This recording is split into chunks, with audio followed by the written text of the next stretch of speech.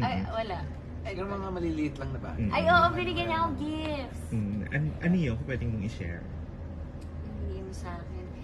May notebook kasi ako kung saan sinusulatan ko talaga yung emotional journey ng character ko. Tapos pinupuno ko siya, tapos tsaka ko siya papalitan. Tapos yung nakita niyang notebook ko, gamit ko pa yun ng fit check, lin lang, tapos umabot pa ng sekretaryo, puno na siya. Sabi, huwag ka na bumili ng notebook. Ako na bibili ng notebook. Susunod mong notebook. So, binigyan niya ako ng 4 na notebook. Hindi kasi hindi ko alam kung anong gusto niya. Yung iba may linya, yung iba wala. Tapos nakita ko yung notebook niya, wala palang linya. So, Nagagamit mo na yung notebook?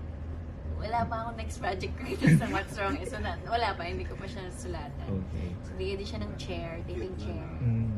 Tapos, Generous ka? comfy. Oo, naman. hindi naman, yung nakikita ko lang na kailangan. Kasi sira-sira na rin yung chair. Tapos parang maliit sa kanya. So, sabi ko, sige, pabigyan ka na lang si Kim. Kaya tuloy ng si Kim, lagi ako natutulog. Kasi sobrang komportable si Kim. Lagi na ako natutulog. Kasi parang yung upuan may foam siya. Tapos Yes. parang niyayakap ka niya. Pao, ano na, may nakuha ka bang gift from Kim? Food, anything? Taylor Swift. Taylor Swift shirt. Oh. Tapos, Ay, ko. Pagkain.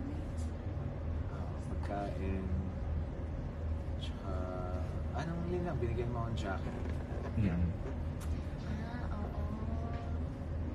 Okay. Tsaka pagka